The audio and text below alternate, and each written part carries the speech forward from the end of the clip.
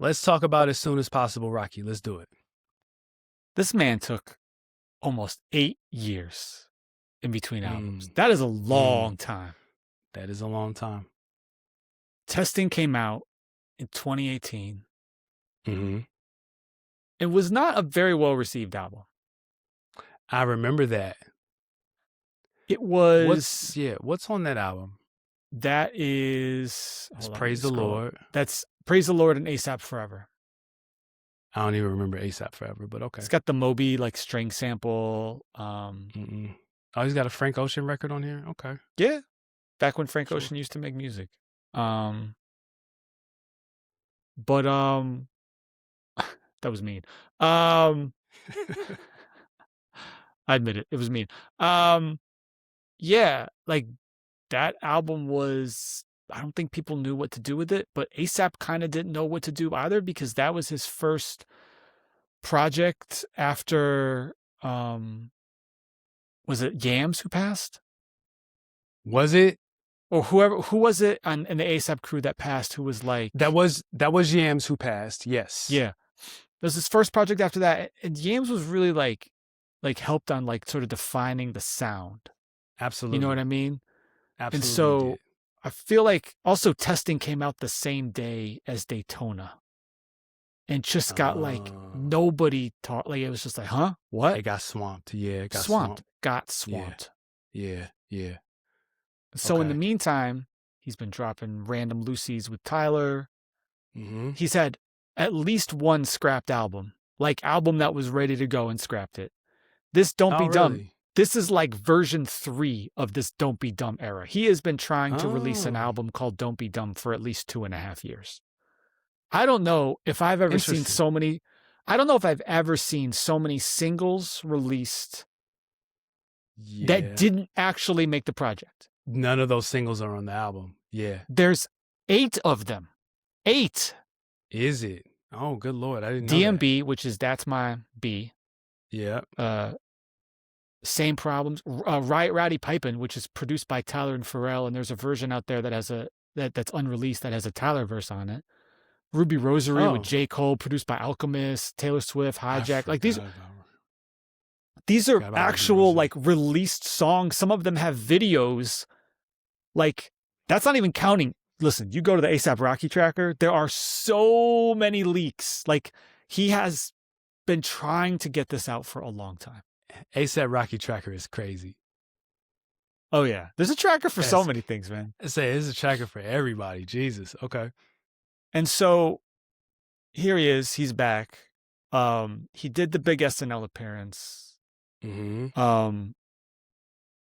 There's some weirdness with his numbers. I don't know if you caught this. This is almost like fireable offense. He sold 130,000 final sales in advance, right? This is why every artist, including J. Cole, right, why they pre-announce the album a month in advance now. It's a standard 4-week to a month in advance. You got to let everybody know so you can get the vinyl orders in so they can ship during the first week, which is that's the whole point.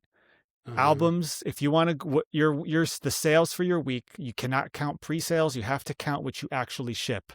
So the name of the game is you get the pre-sales in, and then you ship all those physical versions during that first week. That is why everybody plays this game now. Okay. He pre-sales 130 on a physical. Only 45 are going to go out this week. And because of that, he's going to debut at number 2. Wait, what? Out of that 130,000 physical pre-orders, only 45,000 were delivered in the first week. Wow. That's like a fireable offense. Absolutely. That's terrible. And I feel, I don't know. Dropped the ball. Well, wow. The label, I don't know where, I don't know how, that's the whole game now. Right. You would think that these labels, since that's the game, the labels would have this system like clockwork. I mean, you would, you would sort of think that they actually don't need the full 4 weeks. What they actually are doing is they're capturing them, they're getting them ready, storing them in a warehouse, and then as soon as the clock starts, shipping them out. But maybe, who knows? I'm sure something happened or whatever, but And it sounds stupid because it's all the same money, but it matters. It's like, oh, this won't be a number one album for him. Right. Because ironically, you know who's another artist who had they decided not to sell physical versions until later, but all of Bad Bunny's physical versions are coming out this week. So he's going to be number one because they're all being shipped this week. Like, it's so strange. Like, on the one hand, you've got streams, which are so micro calculated down to the, like, once you, like, immediate. And then on the other hand, you've got physicals, which there's pre-orders and when do they ship? Like, the fact that we're conflating these two into the same chart is just complicated because this is 2026, right? Yeah. And we didn't even talk about the changes that came to streaming connected to YouTube and all that stuff. I don't think we talked about that on the show. YouTube's not going to count towards Billboard anymore. So Crazy. like, what is Billboard anymore then? You're not counting YouTube. What are you doing? It doesn't make any sense. I mean, you're counting YouTube, but you're counting someone who's got I don't know. It just seems wild to me. It's like, what's the, like, for kids, what's the difference? Yeah. I mean, first of all, YouTube has its own streaming service. That counts, I think. That counts. But I think it's just playing on YouTube, yeah. So a Rocky video for helicopters does not count towards streams. Correct. Interesting. So if that's the case, all of a sudden, how much do I care about videos is a fascinating question for a major artist. Like, it's weak. Like, you still want to get the exposure, but it's not going to count the same way. So like when Drake was trying to go number one with Nokia and the video was timed to come out when it was like surging up the charts and you're trying to push it over, it wouldn't matter now. Wouldn't matter. No. Wow. Now, you ideally hope that it helps with popularity, which helps you in streams, but that's a less direct relationship. Not the way that you could just shoot the video and upload it, and that would just directly add to your numbers. Yeah. Right. So that's wild. Yeah. And so Rocky's been doing he's been promoing this hard. He has. He did SNL. He put out a video for Punk Rocky with directed by Tim Burton. And I'm trying to think who was that in the video? Winona Ryder. Okay. Yeah. Right. He did the sort of early 2000s PS2 kind of inspired graphics for his helicopter video.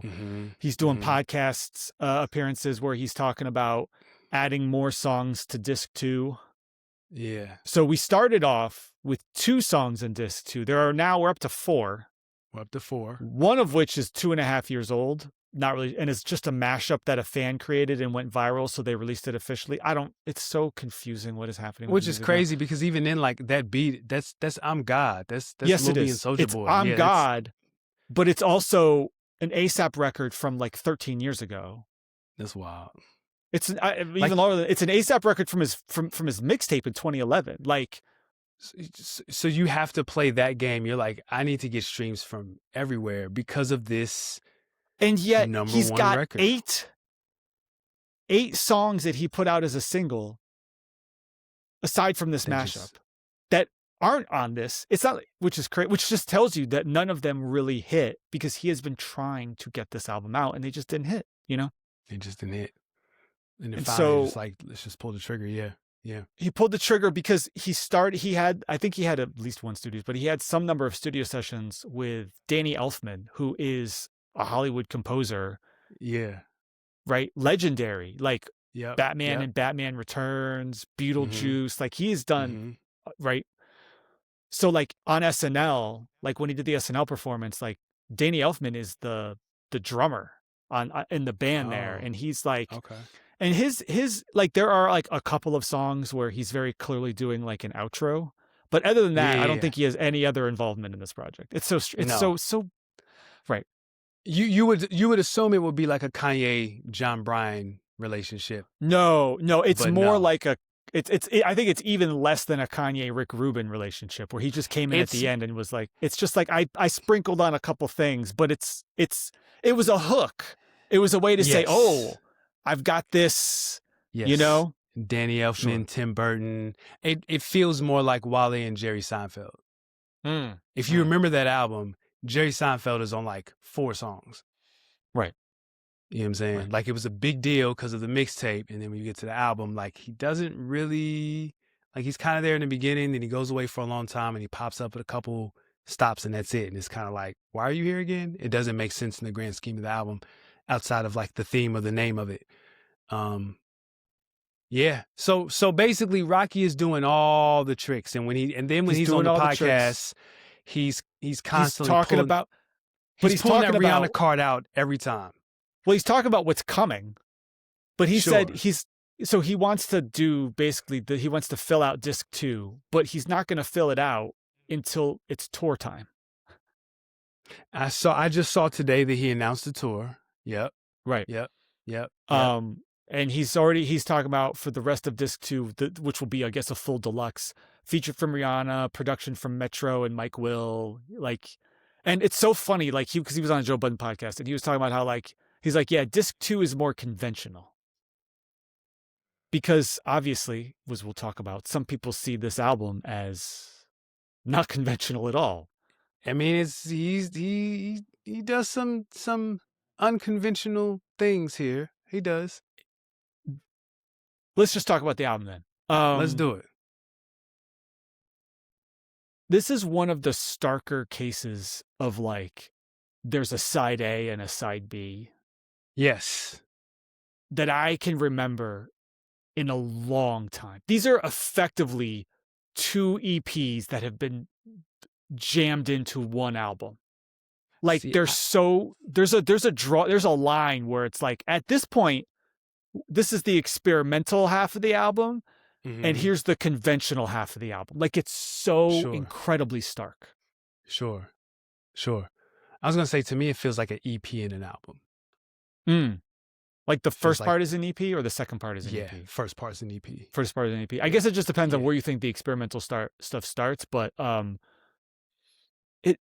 so I mean, I have track by track notes. I don't know if you want to go track by track. Let's also let me preface this for people who may not know. I am not an A$AP Rocky fan.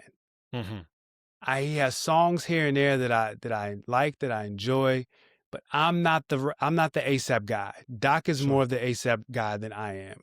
I don't think he's trash. I'm just not a fan. Yeah, let me just say that. So I can't lie. We have been talking about A$AP Rocky on this podcast for a very long time. Very long time. One of the OGs of this show, for sure. Like for sure. All the way back to 2011, honestly. Yeah. No, from the beginning. Absolutely. From the beginning. Yep. Yep. And I feel like I was more of a fan then. What's that record I love on the mixtape? Is it Keep It G? I think it's Keep It G. That record is crazy. There's like a 2011. I mean, he definitely changes. Like the 2011 Rocky, the mixtape Rocky. Like that's one kind of Rocky. 2013, it's that same Rocky with the bigger budget. That album I like a lot. That's like Goldie, One Train level. Like there's records on there. But I think like there are surprising number of Rocky fans who are like 2018 and later Rocky fans. Yeah. And so as I'm listening to this, I'm like, who is this project for? You know? I don't think A$AP really knows. You know, because clearly he had been trying to put out, what I think is really interesting is like, he has been obviously trying to get a record. He was trying to get a single to hit for a while. And none of them really did. But out of those records, none of them sound like the experimental part. He released 2.5 years of, now they had different sounds. Like there's an Alchemist record, there's like this kind of record, that kind of record, but none of them go to some of the lengths that he goes on the second half of this album. So I'm almost trying to figure out, like, did he know that he had this like experimental stuff and he was trying to anchor it with conventional stuff to get it out? Was like, what is the thinking behind this? Because it's so random and different. I think that the landscape changed so many times in that 8 years, and it was almost like, again, it's Frank Lucas getting out of jail at the end of American Gangster. It's like things are different out here. What worked in 2016, even in 2018, does not work in 2024, 2025, 2026. I think he was relying on like his cachet, his name to kind of carry, like, oh, ASAP Rocky, but like it's a different monster out here. Yeah. And it's like, oh, how do you stay not relevant, but how do you stay trendy, current, ahead of the curve in that case? And I think that's why this album is so experimental, because now it puts Rocky in another place. Oh, Tim Burton. Oh, Danny Elfman. Oh, Punk Rocky, Winona Ryder. Yeah, right. There's songs on this album like STFU and stuff that goes in these different directions. But then I've got a record with Gorillaz and West Side Gun, and I've got Sauce Walker and Boss Man D-Lo. Like, he's pulling on all these different places that I feel like he can go to because of his brand and his name. But I don't necessarily know if the execution I agree. matched up. I agree. And what's so fascinating is, for an album that is trying to be very experimental, the beginning of the album is so conventional, down to the sequencing. Yes. Intro, right? Slow build-up intro. Right. Where it's funny that he's trying to like establish this narrative, right? Like his opening lines are, right, he says, it's been a little while since I've been in the league, a couple of trials, a couple of leaks. And it's like, it's not a couple of leaks, buddy. You have been trying to get a single to hit since 2023. Okay, this is not like you have been silent. You're not Baby Keem, right? Like, by the way, I saw Keem headlining a festival. He's coming. Oh yeah, I heard that rumor. I heard it's Don Toliver, Keem, Iceman. I heard Keem is like inevitably coming. Like, he doesn't have enough of a catalog to book a festival headlining tour unless he's putting an album out. Like, if you've had a bunch of successful albums, you don't need to have an album out to book a headlining slot. Your legacy festival. Artist, yes. Baby Keem has one album. 2. And some guest appearances. One album that people know about and some guest appearances. Right? Like, he's nowhere near I can book a headlining spot off of my legacy yet. So he's got a project. Anyway. He's coming. Yeah, it's not like he's been quiet. Keem has been, relatively speaking, pretty quiet. ASAP was trying to put out records every 3 months, it felt like. I mean, but it's ASAP Rocky. He's cool. Like, he's not gonna say, "Hey, been trying really hard, and you guys haven't liked any of the music that I put out." Like, that's not how he's gonna. That's how Iceman's gonna open. I'm just kidding. Oh, I'm already ready for Victim Drake. We talk about Caribbean Jams Drake, like Lyrical Miracle, timestamp Drake. Like, we're gonna get Victim Drake all throughout Iceman. Yes. A lot of empty threats. We're going to get Mob Taj Drake for sure. Mob Taj Drake. Yes. So the intro is fine. Order Protection, I think, is fine. It's okay. It's okay. Helicopter, right? This is the single. Original had Playboy Cardi on it. Yeah, I heard Cardi sent the C&D. Is that what happened? Yeah, that's what I heard. It's unfortunate because, like, it's not that I'm a big Cardi fan, but this is the 1, 2, 3 jump record. Like, yeah, it is. Oh, as soon as I heard it, I saw youths in my head jumping. Yes. Oh, sure. Yes. Sure. Yes. I think that song actually works pretty well for what it is. Where's Petey Pablo when you need him? But I mean, he interpolates him. A$AP Rocky and Petey Pablo is hilarious. Listen, somebody needs to blend a Petey Pablo verse on that helicopter beat. Come on now. Hey, y'all got Diary of a Tempos are going to be a little weird. I don't know if it's going to work, but we'll figure it out. Yeah, you can fix that on DJ Pro. You're good. You're good. And we get a skip, but then we get into Stole Your Flow, which is kind of the buzzy. I'm getting attention because people know I'm going after Drake, so I'm going to let some podcasters listen to it, and then we're going to like talk about it before anybody else can hear it, even though it was already played live and leaked. Like, that song has been in the works for 2.5 years too. Also, like, Rocky is shooting at Drake all on this album. There's lots of Drake disses. Lots of Drake disses. Do you blame him? Yeah. No, not at all. Out of all the people who have beef with Drake, ASAP seems to be about as legit as it goes, where it's like, I mean, but I like the fact that he's like, yo, it's not real beef. We just like, it's over a woman. That's so derogatory to his wife. I mean, it's just a woman. No, well, I mean, I don't think so, because Drake is really positioning it like her, because Drake is dissing Rihanna. Yeah, of course. Which is crazy. Of course. Like, you love that girl. Stop it. Stop it. We don't need to psychoanalyze Drake's relationships with women. Absolutely. That's going to be a college course someday. No, I'm just kidding. Listen, I will not be taking that class. Hopefully not while I'm in school. You show up like week 3 on the syllabus, Marvin's Room, and you're just like, oh my God. Listen, I'm already, that'll be a class that I test out of. I can write the paper. I got this now. I got it. That's super easy. What? Drake, misogyny, women, his mom, what? Oh, that's easy. Anyway, yeah, Stole Your Flow is, it's what an A$AP Rocky diss record would sound like. He's not going to do Meet the Grams. I don't like the beat, which I think is, it's trying to sound aggressive. I hate like the drum pattern. The song does not really work for me at all. Okay. I mean, I don't like that. I'm not crazy about this whole run to start. Yeah. Like I like, Helicopter might be the best out of this initial batch. Out of all the records, because Stay Here for Life is clearly like the next single. That's the record that seems to be picking up the most steam. When I talk about the old school sequencing, like intro, single, buzz record, chick record. This is sequencing out of 25 years ago almost. It's incredible. Yep. So this is, and I even talk about who's producing on this. He's got random producers, like 1500 or Nothing is all over this. Thundercat is all over this. Okay. But Stay Here for Life is Brent Faiyaz, Hit Boy, 1500 or Nothing, and Thundercat. Okay.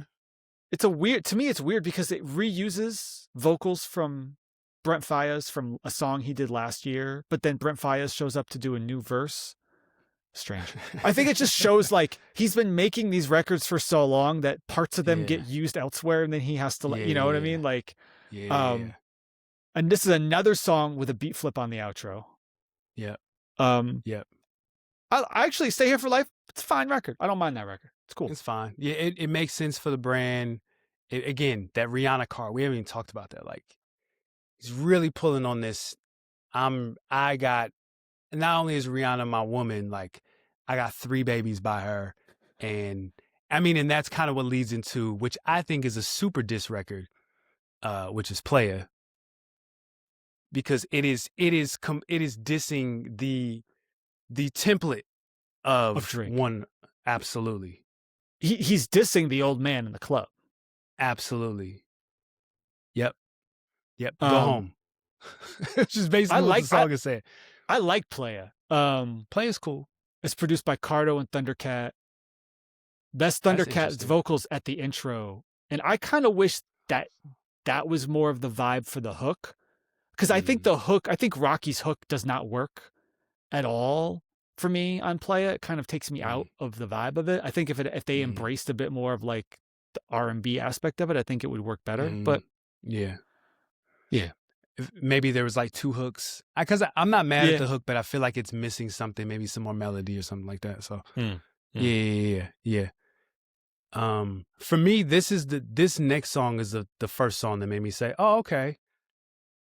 Oh, interesting. Because like to me, this is almost like a weird little there's like a weird little 2-song intermission where we're gonna like, okay, we did some R&B records, or R&B sounding records. Now we're gonna do some rap records before it gets really weird. Yeah, no, all right, okay, all right, guys. Like, I feel like this is the because the first, Helicopter, Stole Your Flow, those are very traditional A$AP Rocky records.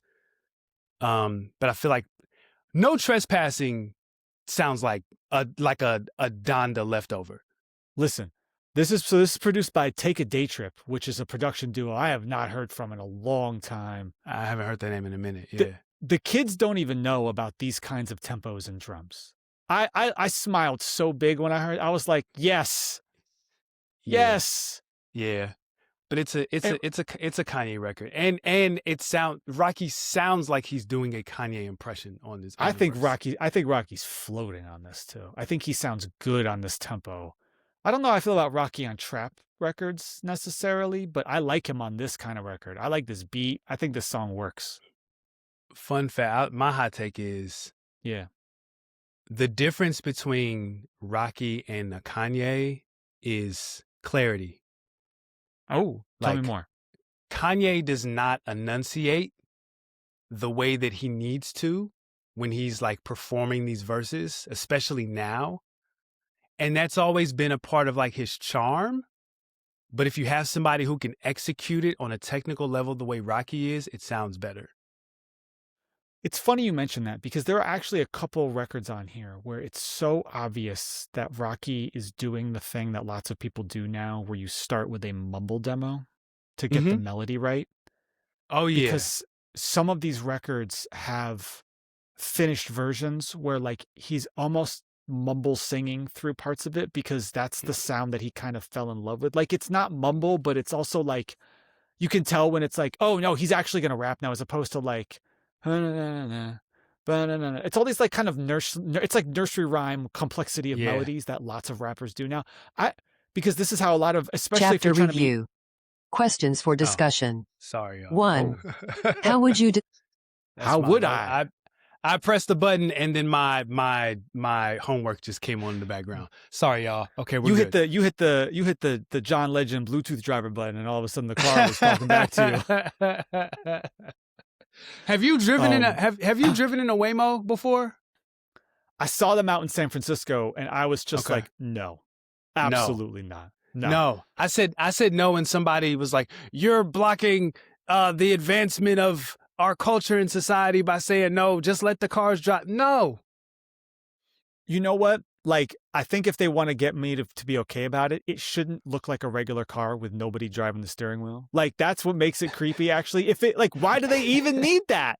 Just have it be nothing. You know what I mean? Instead, it looks like an effect in a movie where it's like, oh, the Invisible Man is driving the car. It's like, what are we doing? Who am I going to yell at if they do something stupid on the road? If I turn, I'm like, yo, what are you doing? And it's nothing. They're gonna make you open up an app and do live chat with a chat bot. With a chat bot. Man, get out of here. Get out of here. I'm sorry, I didn't get that. Anyway. Yeah, how do you feel about, I was gonna say, how do you feel about Stop Snitching? Oh, this record is tough. Bossman, D-Lo, and Sauce Walka. This beat sounds like a Rocky record from 2013. Yep, in a good way. Which is a great thing. In a good way. Sauce Walka, I don't know if I'm the biggest fan. Him being on this song is hilarious to me. Okay. That's also a Drake diss. But okay, my understanding, and you correct me if I'm wrong, his beef with Drake kind of mostly stems from the fact that he thinks that Drake appropriates like Houston Southern culture, right? Correct. Does he know who A$AP Rocky is? He put out a mixtape in 2010 called Houston Old Head. He's notoriously drawing from Houston in the South. This is A$AP Rocky. That's literally what he became famous for. Is he was a New York rapper who was doing something different by incorporating that. The kids don't know this, though. That was 15 years ago. The kids don't know this. They think he's like fashion A$AP Rocky guy who's married to Rihanna. But Sauce Walka being on this is hilarious. As much like, listen, I think it's fair to say Drake has appropriated Houston culture. To me, A$AP did way more of that. Now, maybe he's given it up, so maybe it doesn't matter as much. But like the idea of Sauce Walka being on this is just, I was like, okay. Sure. If my pessimistic mind says two things. Number one, A$AP Rocky paid. Sure. I mean, I hope everybody got paid. Well, I mean, like, pay the tax.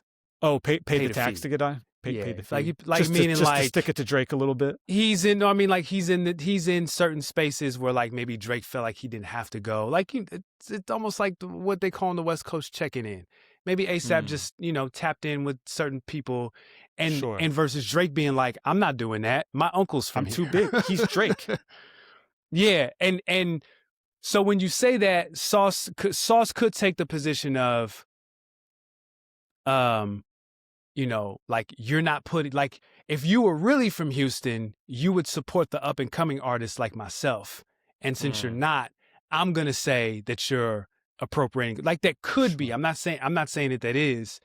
There could be something personal, could be over a woman. Like it could be a million things. It could be a million things. Sure. I mean, how many people in the Houston area does Drake have beef with over a woman? I mean, it's got to be a long list. He's got beef with women in Houston. You know what I'm saying? Like Drake has a lot going on. With that said, I've been telling y'all, Sauce is one of my favorite rappers. Like I'm happy for him to get this look. Yes. No, I don't like the way he raps at all. Oh, he skates on this record. Yes. Yes, I don't know. Perfect for Sauce. Not for me. I like it. I generally like this record, though. Yeah, this record is tough. It's tough. Now, talking about not liking records. Well, it's crazy because the vinyl, right? It's two pieces of vinyl, right? As always. Okay. Believe it or not, the second vinyl starts with "Stop Snitching." That's just they've got to fit that in better. There's no way. The most perfect thing on the planet would be for the second vinyl to start with STFU because it's a different album from this point on. Yeah, sure. We get STFU featuring Slay Squad, who I am not familiar with. From what I understand, this is what Slay Squad like stuff sounds like. This album takes a wild turn at this point. I'll say this. No. I'm not sure if this works. I kind of wish that like the Slay Squad guys weren't on this. And like if Rocky really tried to actually kind of like do something with this, I was like, I could be like, okay, he's almost trying to do like a Yeezus-ish thing here. Like I could kind of see, but no, it doesn't work for me. I kind of like the aesthetic of this song though. I'm not going to lie. This takes a sharp left turn for me that I do not like. Okay. No, this is what are you doing? Next up, we get Punk Rocky, which was one of the singles, has the video. This record kind of works for me. I don't know if it works because of ASAP so much as everything else that's happening, but I don't mind this record, actually. This is reminds me of Smashing Pumpkins in 1979. Which is that's a perfect song. Oh, love that song. Great record. Perfect song. Yeah, I'm not mad at this. I don't know if I want it from Rocky. I don't mind it. I'm kind of like the sequencing on this album is so bizarre. Like I was trying to think like how would I redo this project so that like instead of because like my and maybe I'm just wrong about this now, right? Because the old way that you would try to sequence these is you would try to have these like rises and falls, and you're trying to take people on this like journey. Oh, we went kind of crazy. Let's catch up. But I feel like what I'm seeing more of now, JID did this. When we talked about JID's project, he did this too, where he had this whole like mid part of the album that was R&B records, where people are instead stacking similar records back to back to back.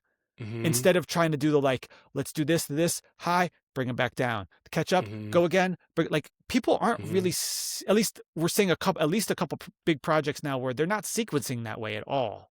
No, you know, and maybe that works better for streaming, where it's like you get someone in on a song they like and you want them to keep going in a similar vein. Maybe I'm not really sure. I would actually love to know from our listeners, like if they have noticed that and if they think that matters. 'Cause like the idea of like this album is just like, it's such a bizarre project. It's like you're listening to this, as we said already, listen to this first half and you're like, okay, so this is a whatever. And then you're like, oh, we're doing something. What are we doing? What's going on? And you have no idea what's about to happen, you know? Do you feel like it's the evolution of like multifaceted artists and musicians? So when we were coming up, it was the girl record, the chick record, the street record, the single, the club record, right? Whereas like now this is we've got the girl record here, and we have the turn up record, but then we have like the alt rock record, the indie record, the West Side Gun feature, the jazz Doechii record. Like we're talking about the jazz Doechii record. It's a evolution of what we're used to, but now that music is so it overlaps so much because of streaming and now what the kids with the youth have access to, and what is hip hop, what isn't hip hop. It's like, is that just this version of that? Maybe. I mean, you could talk me into a world where like ASAP releases a version of this album that's mostly the back half of this with a couple of the better stuff from the first half sprinkled in. And his approach is basically, I'm getting people in wherever angle they're coming from. They want, right. and then they could become an ASAP Rocky fan because they connected with that one record that's on. Sure. But that's not how this album is really, you know what I mean? That's not really what ends up happening. But maybe that's the case. I don't know. But I kind of like punk Rocky, you know? Okay. You know what I don't like? Oh boy. Is Air Force. All I'm going to say is Digital Nas produces on this, and I'm going to blame him. Okay. I'm blaming him. Okay. This beat is terrible. This beat sounds like a button got jammed on your Super Nintendo, and it's like making the same sound effect over and over again.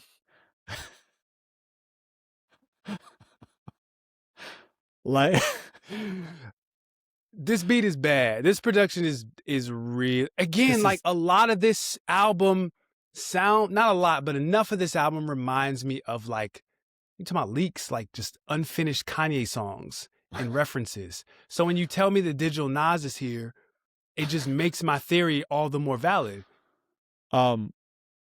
I kind of like when they slow the beat down for the parts of it. I actually think that kind of works interestingly. It's okay. It's better.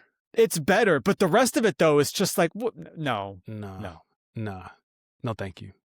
And now we switch it up again completely. We get the record Whiskey with Gorillaz and West Side Gun, produced by Gorillaz and T-, which is sure. Okay. Why not? All right. This song has been cooking for a long time. Okay. It's trying to do an awful lot. Right? You've got the West Side Gun ad-libs, which is hilarious, just teasing everybody.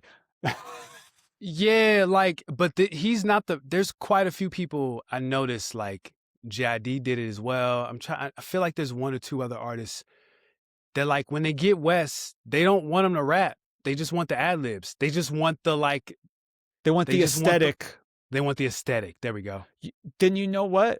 They should just sign up for the full experience. Have him pick the beat, too. You know, because I guarantee you he didn't pick this beat. You know what I'm saying? Like, I mean, but I think about maybe somebody like Travis, and it's like him having West on the record worked. Yeah. And he ends up rapping on, like, you think he's going to rap on the first part of the beat, but then it switches and it's like, oh, it's this weird marriage of Travis and Griselda. Sure. Right. Works. So, no, you're right. Like, let West Side rap on whatever. Like, that would have been interesting, you know? Sure. But then it's like, because of the aesthetic of West Side Gun, right? Like, the aesthetic is, we know about the Derringer beats and stuff like that, but the stuff that really goes viral is these very sinister, violent lyrics over this beautiful, lush production. I'm going to ask a question, but I already know the answer in my head because I feel like it was on the last album. Like, does a lush production, heavy sample, no drums, does that work on this album? Sure. Why not? Say, because there's the record that him and Kanye do on, I think that's on the last album, where they rap over the same sample as Love It Here. Oh, that's Robinson like record. 2 albums ago, maybe. But is that 2 albums ago? Yeah. Okay. Yeah. Is that Holy Ghost? Maybe. Nah, not Holy Ghost. It's that era. Called? Oh, I know. What I think it's Ella. It's nope. It's Jukebox Joints. Jukebox Joints. Yeah. Sorry. That's 20. Yeah, it's 2015. Yeah. Jesus. It's a long time. Yes, sir. Yeah, Jukebox Joints. Man, remember? I forgot he had that guy Joe Fox all over this project. That's funny. Who? Exactly. All right. Yeah. So, no, it's interesting, right? Because it's like It's almost like he. Sometimes you hear albums and you're like, oh, they went and got that like stimulus package. They got that combo of person and producer, whatever. This is like a stimulus package of no stimuluses. Like it's just like all these different pockets of ideas, but it's like they don't represent anything. It's just so. I mean, listen, it's almost avant-garde in a weird way. I can't tell if it's like if it's on purpose or if it's random. You know, I was having a conversation with my homegirl today about because she's really upset about Complex saying that NBA YoungBoy is the greatest rapper alive. And they wanted a lot of NBA YoungBoy fans to visit that article. That's all they wanted. That's all it was. And I explained that to her, but I'm like, everything is so fragmented nowadays. So it makes sense that like, it's all these moments that don't make sense, but like, look at your feed. Your feed is like a cooking video and a basketball highlight and, a podcast and a tech review and a, sneaker. Like it's all over the place, right? So it kind of makes sense that, there's a Boss Man D-Lo record and then immediately after there's the Slay Squad. And then 3 songs after that, the Gorillas show up. And then we go from a record like Whiskey to Robbery. Let's talk about Robbery. Okay. Featuring Doechii. Yep. Mostly built around a Duke Ellington sample. Okay, that's a sample. Okay. Uh-huh. Okay. Here's my hot take. What are you going to say? I kind of love this record. Oh, this record is fire. Oh, good. I'm so glad you're on the same page. Yeah, this record is fire. It's very creative. This record is bonkers. It's creative. This feels like something that would have had a video playing on MTV2 in 2005. Okay. I was thinking like a long, like movie music video. Oh, 100%. 100%. This isn't a hype video. This is a who else? Joseph Kahn? Yes, this is a Joseph Kahn video. Absolutely. We are so old. We're so old. Nerdy. Yes. I think Doechii crushes this, actually. She does. This is the perfect kind of like silly but creative way to let her unleash different voices and flows without she's making it be yeah, exactly. She's a theater kid. You have a theater kid, so you get it. Yes. This is theater kid music in the best way possible. Normally I am not a fan of theater kid music, but like this is a good example of that. I don't see, but I feel like worst case, okay, a terrible theater kid record is the entire ensemble and cast of Hamilton. I was gonna say. I'll tell you what, if you want to get people coming after us on Instagram, we're going to clip you saying you don't like Hamilton, and then it's over. I'll take all that smoke. I wish you would. What's that movie that he wrote? I forgot, but it's a Latin themed movie, and my 4-year-old loves it. Oh, In the Heights? No. It's animated. Oh. He did did he write Encanto? Yes. My daughter loves that movie. So anytime I walk by her and I could just hear like his writing style and his delivery, and it just makes my skin crawl. It's so bad, but it's peak theater. It is. I get it, but I hate it. Very theatrical. But no, listen, I love you said that it's creative. Like I want to reward creativity in hip hop. I want to reward swings. This song is a swing. I think what's interesting is this song is so much of a swing, and it's got Doechii on it. It's almost like, why not try to get this out? I don't know. Maybe they were afraid. Maybe they were afraid. Like this isn't like I play this for Marissa, and she was like, "Oh, what's this? It's so different." It gets it's different. It gets people's attention. It cuts through the noise. Now, I think some people do not like this record. They just think this is the goofiest thing they've ever heard. But that's the problem. Hip hop still wants to, especially on the internet, still wants to be cool. This record is very corny and nerdy because it's creative. You know what works though is like ASAP and Doechii have this image of being cool. Uh-huh. So they can be a little corny and it's okay. Yes. There are lots of rappers who could never. Actually, let me give this song even more credit. There's a high degree of difficulty here. Like, absolutely. How many rappers could pull this song off? Westside Gunn could not do this. Griselda could not do this. Tyler would try, but he might be a little too goofy. He's a little too goofy. You need somebody who's a little bit more. Actually, A$AP's kind of the perfect person for this in a weird way. Because I'm thinking of somebody like a Childish Gambino, but he's also a little too goofy. A little bit. Like he's like right outside the line. You need like you can't be too self-serious to pull this off. No. But I think to that point, if you're gonna do this record, it reminds me of Nicki with Everybody. If you're gonna do it, you gotta lean all the way in and do all the things to make the record work. All the things. Yes. Yep. This is definitely one of the best songs on this album. It's for sure. So strange, but it's great. For sure. Yeah. I like it a lot. Yes. Okay. Yes.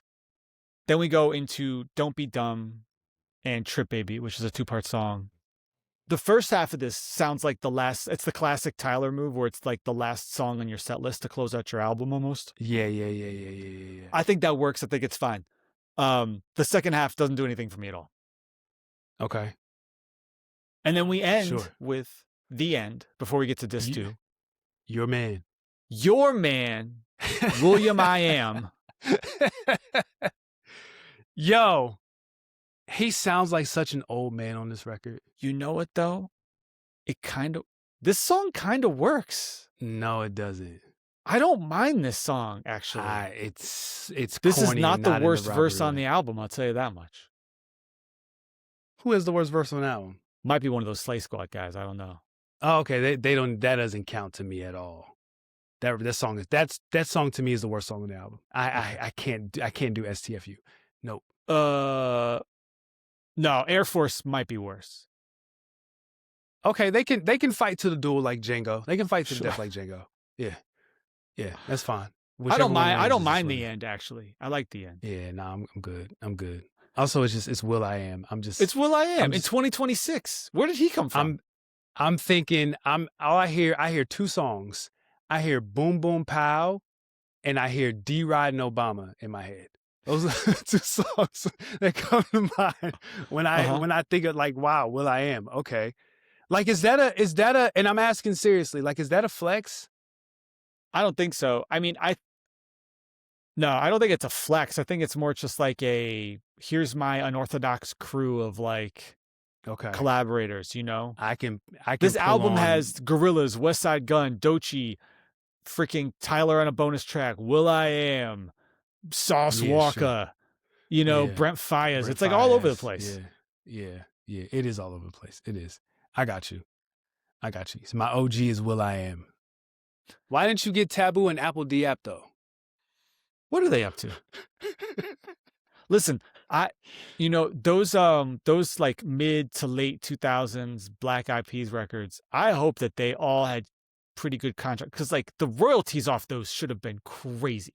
Oh, they should be somewhere on an island coast somewhere, living like why can't I think of his name? Not Marlo. Help me out. The Wire. Who retired in Puerto Rico? Omar. Oh, Omar. Well, yeah. Should be living like Omar. Eating Honey Nut Cheerios on the beach. Playing with kids. Playing with Omar was kind of hiding though, It was a both and. Okay. It was a both and. So you think Will I Am should hide the way that? No. I'm saying the other 2 members of Black Eyed Peas. I see. If the royalties were right, they should be in the most beautiful location, low key, and enjoying the fruits of their labor. And Fergie can be somewhere doing backflips and hitting notes. You seen that video? She's on the Today Show and she's like grunting and doing the. You gotta find the Today Show. No.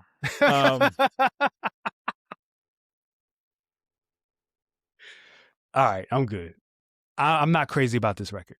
Then we get to we get to all the bonus records. SWAT Team. Beats all right. Rocky takes a while to get warmed up. Fish and Steak with Tyler. Yeah, very interesting that this is a bonus track. The way Tyler presented it on Instagram, he was like, yeah, we did this song a long time ago. Long time ago. So long that POV uses a line from this, I think. Like his verse on POV. Okay. Because he's like, that record's never coming out. Right. You know? Absolutely. We take this line. Yeah, for sure. I like Tyler's flow on this. I do too. It's very 90s. It is. Like, he sounds like Biggie in some parts. He does sound like Biggie. Okay, I'm not crazy. Nah, because Rocky does like you said earlier, this is clearly a mumble. This is a mumble demo, and then he just fills in the blanks. Mm-hmm. And then so the beat switches, Tyler gets on. Yeah, he definitely sounds like he's been listening to Life After Death when he writes this verse, for sure. Yeah. Yep. The song is fine. It's cool. It's cool. Yeah, you're right. It's like, oh yeah, here we all know you want to hear a record with Tyler. Let's toss this out, and it's like, all right. Absolutely. It's like, all right, like what? Okay. And then later in the week, they added Flaquito Joydier, which is, a little bit of Dominican flavor. Yeah, little Bad Bunny. Little Caribbean jams. Yeah. Here's the thing. This record is actually not bad, honestly, for what it is. I've heard way worse. Mm-hmm. But like it's weird. He's putting these records out on the bonus, and he's like promoting them, like videos or clips, and it's like, what? You just put the album out. Work the album. Yeah, I mean, this is the album. No, he's expanding the album. Yeah, like it's Kanye. Shouldn't the model be clips? Work the album. You know what it is? Here's the thing. Here's my theory. Honestly, no, really. Here's my theory. Okay. I think like a lot of people have a hard time wrapping their head around the fact that because of algorithms, when you put something out, most people did not hear it. Okay. Absolutely. So you have to keep telling people about your music, about the project you put out 2 months ago is brand new to so many people, even for A$AP Rocky. Okay. Absolutely. Even for A$AP Rocky. But like, it's second nature to forget about that. And so when it's time to promote, you're like, well, I got to get something new to get people's attention. It's like, no, you don't. Yeah. Not at all, actually. You haven't even worked this album. It just came out. It's been out for a week. He's already, and he's teasing stuff that's not even out yet. It's like, man, have some confidence. Like, this is an album to me that feels it was put out by somebody who was not confident about how it was going to be released. Because he clearly wants to make this experimental music, but shoves it in the back half of the album. Okay. And he's like putting this album out, and he's like, no, guys, I got more for you. Don't worry. There's more coming. It's like, wait, what are you doing? You just put the album out. Do the tour. Sure. Work the project. This is the job. Sure. I don't know. It's strange to me. To me, this sounds like an album from someone who does not understand how much the landscape has changed. Okay. Because I think to your point about the algorithm was different in 2018. You didn't have to work a record every day. Wasn't much of an algo. Honestly, it was different. No. You could mostly assume that if you had done a decent job keeping your fans invested, that your fans are going to hear you. And because you're A$AP Rocky and you got a big enough name, everybody else is going to, like, all the other rap fans are at least going to know what's going on, you know? Absolutely. Where now it's very different. And I think he doesn't know how to maneuver in that. That's what I'm seeing. I'm not mad at your theory. I'm not mad at your theory. It's also go ahead. Go ahead. You got it. No, I was gonna say it's also just crazy where it's like we talked about this before the album came out, but it's like he's very clearly got a Rihanna feature that he's saving for this deluxe, and it's like you were trying to figure out the hook to get this album released all this time. That tells me that Rihanna feature can't be that crazy then. I disagree. I think he just played the hand too. You know when you're playing Uno and you hold your draw 4 a little too long? That's what I think. I think he held it too long. It's like when an NBA team, like you draft a bunch of young players Yes. And you grow a little too attached to them because you drafted them and you brought them up. And it's like, no, actually, you need to have a little bit more of a critical eye and understand when they're valuable, when they're not. But I know they're your player, but you hold on to them a little too long. J.J. Hickson in the Cleveland Cavaliers. It's that. I agree. Held it a little. I mean, because I think about somebody like Chris Brown, right? When Chris Brown and Rihanna do their record, their reconciliation record, Chris Brown didn't hold it for a deluxe. He didn't tease it. It was just on the album. Track 5, me and Rihanna. Listen to it, right? It was almost like an afterthought of the full Chris Brown experience.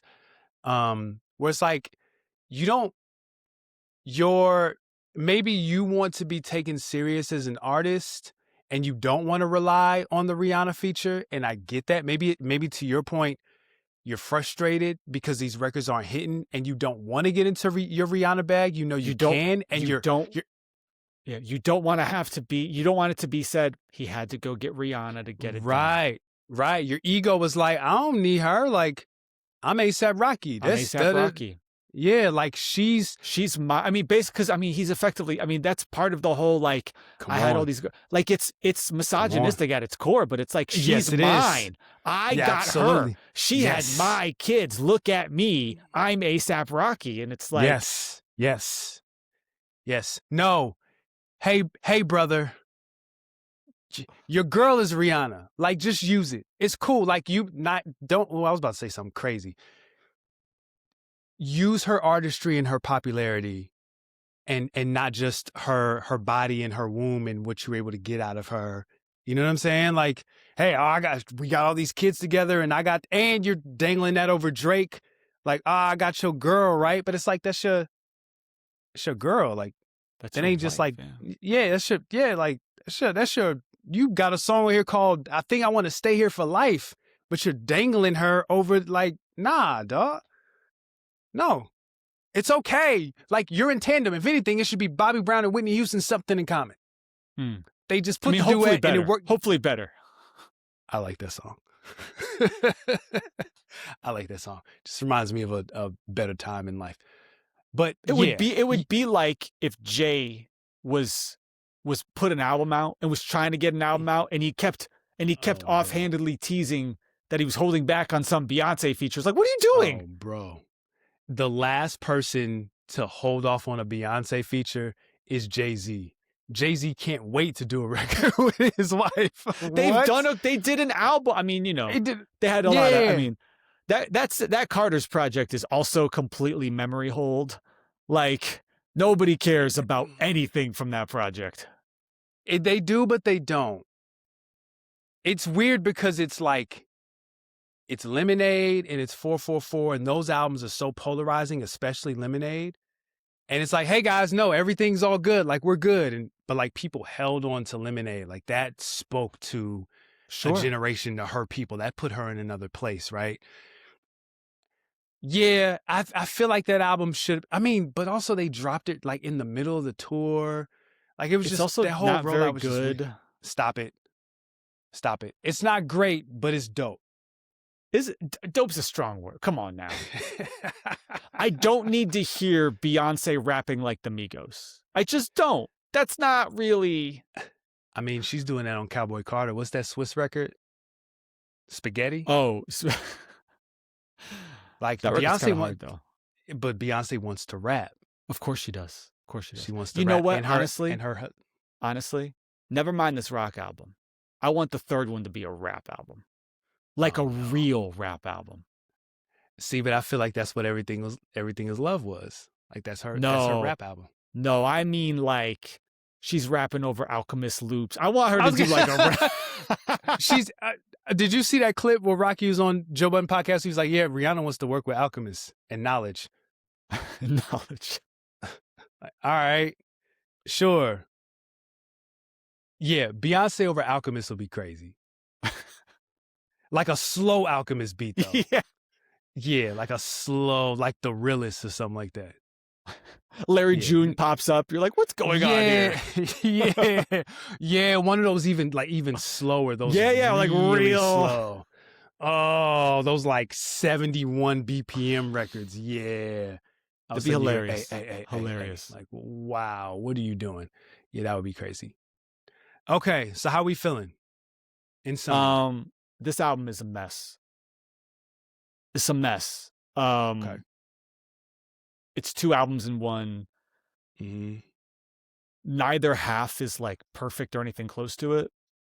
I think I do think it's true that if you go through the leaks, you go through the singles that he put out, you go through what's here, you can put together a more certainly a compelling like 15-track album. I just feel like he let too many records go off. Like imagine as an example, like imagine if he didn't put out like a J. Cole and Alchemist record and he could hold that in the bag for this. Like you anchor that in the center of the album, like in between the two halves. Like you hold that back, it means something. Because that song got like lost in the middle of everything, it you know? Definitely got lost. And that was a good J. Cole verse too. Yeah, he put out too many. He just kind of did this slow drip of singles that I think kind of like just kind of hurt him, you know? Yeah. Like, because I think Cardi caught some flack for when she put her album out for putting out stuff that was old on the deluxe.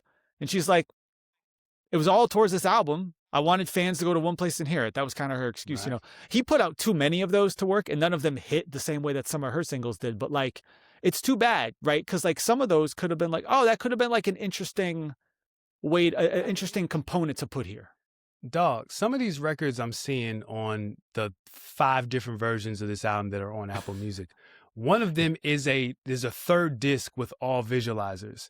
Like you're in the streaming era. Just copy and paste the ISRC code and just put them as bonus shit. Like, why not? Who cares?